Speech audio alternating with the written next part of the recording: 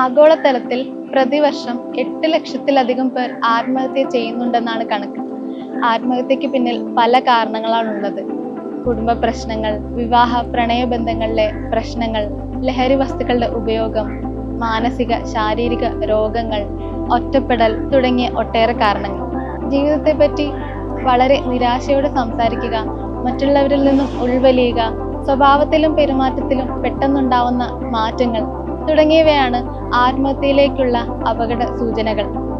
ആത്മഹത്യയെ പ്രതിരോധിക്കുന്നതിനായി ചില മാർഗങ്ങൾ നമ്മൾ സ്വീകരിക്കേണ്ടതുണ്ട്. നല്ലൊരു കുടുംബാന്തരീക്ഷം സൃഷ്ടിക്കുക, സൗഹൃദ വലയം ഉണ്ടാക്കുക, പ്രശ്നങ്ങൾ വരുമ്പോൾ തുറന്ന് സംസാരിക്കുക, നല്ല ആഹാരം, ഉറക്കം, വ്യായാമം തുടങ്ങിയവ ഉറപ്പുവരുത്തുക. എന്തെങ്കിലും മാനസിക ബുദ്ധിമുട്ടുകൾ ഉണ്ടെങ്കിൽ ഒരു സൈക്യാട്രിസ്റ്റിനെയോ ക്ലിനിക്കൽ സൈക്കോളജിസ്റ്റിനെയോ സമീപിക്കേണ്ടതുമാണ്. ആവശ്യമെങ്കിൽ മരുന്നും സൈക്കോതെറപ്പിയും കൗൺസിലിങ്ങും കൊണ്ട് ആത്മഹത്യാ പ്രവണതയുള്ള ഒരു വ്യക്തിയെ തിരികെ സാധാരണ ജീവിതത്തിലേക്ക് എത്തിക്കാൻ കഴിയും. ആത്മഹത്യയെ പ്രതിരോധിക്കുന്നതിനായി നമുക്ക് ഒരുമിച്ച് പ്രവർത്തിക്കാം.